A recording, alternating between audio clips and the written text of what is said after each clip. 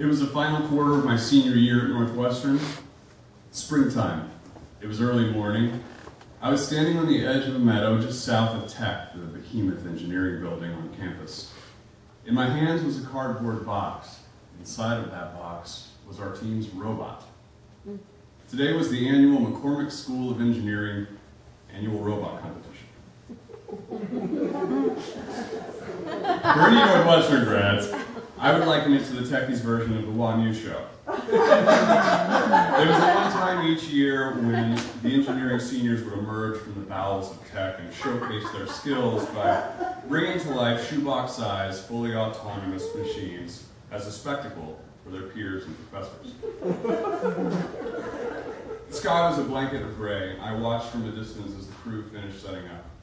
There were bleachers surrounding the course, about a dozen tables lined one side, one for each team. It was pit row for the robots, where preparations and repairs would happen. I felt a little stage fright, but more than anything, I felt hopeful that our little machine would be a solid contender that day. This was the main event before graduation. I wanted today's performance to provide me with a sense of achievement, one final nod of approval to punctuate what had been a bumpy 4 years in engineering school. The course that year was simple. It's basically a big square stage loaded to the ground with a perimeter of short walls to keep the robots inside. On each end was a row of 7 golf balls. 2 teams would compete head to head. The goal, collect your opponent's golf balls. At least more of theirs than they collected yours, and do it in 2 minutes. The tournament was double elimination, which gave all of us a shot at redemption should we lose a round. Chris was my mechanical engineering partner, Grant and Justin, the electrical engineers. Once they arrived, we headed to registration, also known as the weigh-in. Our robot was built to maximum weight, 10 pounds, body type, heavy gauge sheet metal, chassis reinforced aluminum alloy. We named this badass box of heavy metal the Big Bad Wolf. Our strategy, brutality. The Big Bad Wolf would be fast, abusive, and triumphant. Once activated, it would race to the other side of the course, grab only 2 golf balls, then turn right around and race back to our side, blocking the other team from gathering any of our golf balls. If we managed to maim them in the process, that would only serve to reinforce our brand image as Big Bad Wolves. We began setting up at our table, testing components, going over checklists. When what seemed to be only a few minutes, to our surprise, our name was called with loudspeaker. Big Bad Wolf, please report to the course for your first round. We were the first team to compete that day. I felt a rush of excitement as we approached the course. This is it, I thought. 3 months of hard work. Here we go. There was a curtain draped across the middle of the platform so neither team could see how the other was setting up. We were given 1 final minute to position our robots, complete any final checks. Then the curtain was drawn open. Now, when you design a complete beast of a machine and you name it the Big Bad Wolf, it's only appropriate to intimidate your opponents. So when the curtain opened, the 4 of us put our fists together like the fucking Power Rangers. We let out a giant, "Ow, ow, ow, ow!" The judges yelled, "Go." Brand flipped the on switch, and we watched in complete shock as the Big Bad Wolf traveled in the wrong direction.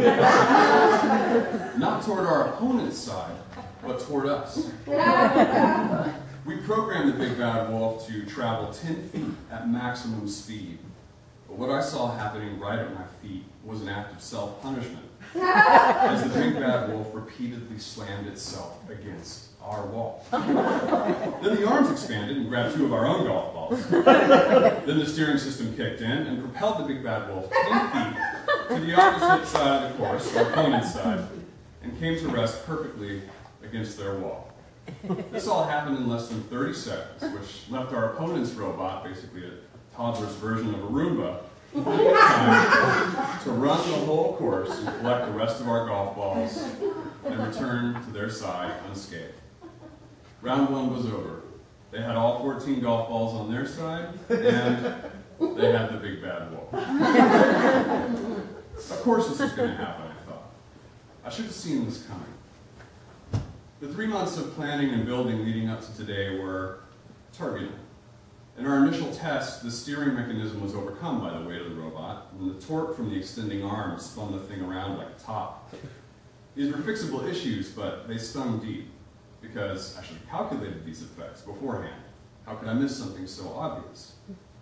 All through engineering school, I had this habit of beating myself up when I felt overwhelmed. Each quarter, I would look around the classroom and I'd see other students who I could tell were more passionate than me about Newtonian mechanics and feedback systems and heat transfer. I liked the classes, but I didn't have that same fire. And this was my struggle in school between heart and mind. I felt comfortable with math and science. There was a guarantee of a steady paycheck as an engineer, and I knew it would make my parents proud. But my closest friends in school were music and theater and radio and television film majors. I admired their creativity and talent. I envied them for following their hearts. I wish I could have joined them, but the more time that passed, the more impossible that seemed. I don't remember who ran to pick up the big bad wolf after our first loss, but I do remember the chaos. We raced to our table, flipped the robot over, exposing its innards, and we began ripping the thing apart, trying to figure out what the fuck had just happened. Was the battery not fully charged?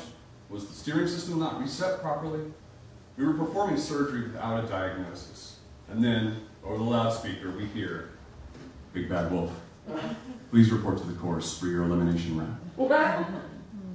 In 60 seconds, we crammed everything back together, raced to the course. The curtain opened, we flipped the switch. "Please, just work. Please, I need this." The Big Bad Wolf did precisely the same thing it had done in the first round. We were the Titanic of that year's competition. The first team to compete and the first team to leave. I felt humiliated, embarrassed. It was senior year, I was about to graduate. While my classmates had jobs lined up at major auto companies and big consulting firms, my top prospect was a small company in Dubuque, Iowa that put new treads on recycled 18-wheeler tires. Not what I had envisioned for myself after school. In fact, I didn't really know what to envision exactly. None of us wanted to stay and watch the competition, so not 1 hour into the whole thing, there I was standing on the edge of the meadow again, looking at the backside of the bleachers, holding the Big Bad Wolf in the same cardboard box. I listened to the crowd cheering on the other teams and thought, here is this community of creative, talented people that I've been a part of for 4 years, and I don't belong. My heart sank. Is this it? I wondered. Is this what my life is going to feel like as an engineer? I don't want that job.